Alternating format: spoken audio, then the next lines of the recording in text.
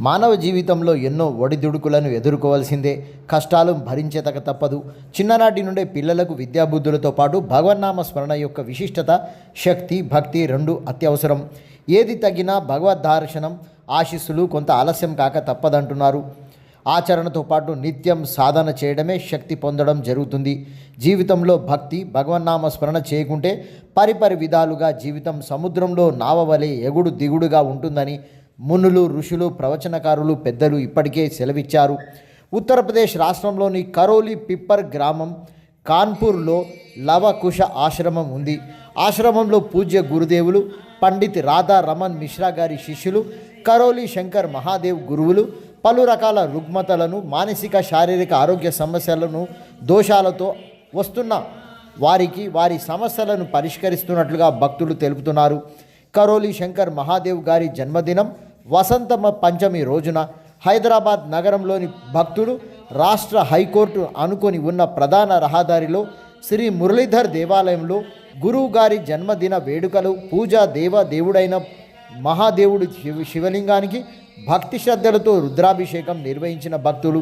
అనంతరం భక్తులు తీర్థప్రసాదాలు స్వీకరించి భజన కార్యక్రమంతో పాటు తీర్థప్రసాద కార్యక్రమం కూడా జరిగిందని తెలుస్తుంది.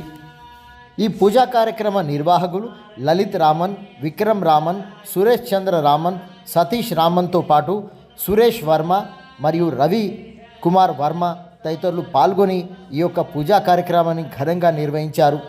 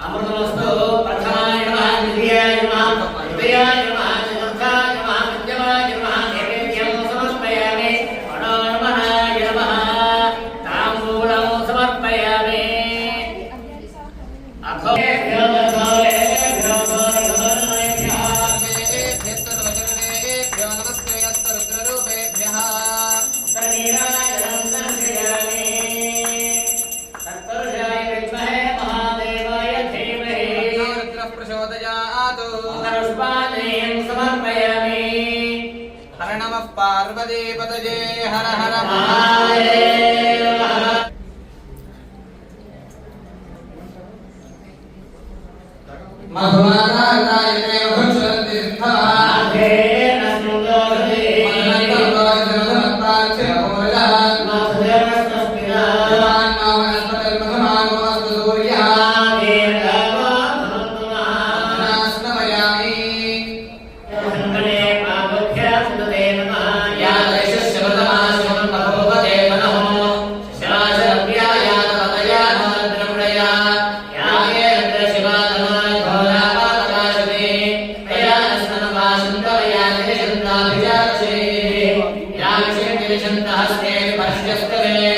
शिवांजलिर्मदान्तरमाहिमो ते पुरुषं जगतो श्रेयं सात्वानि विशाच्छा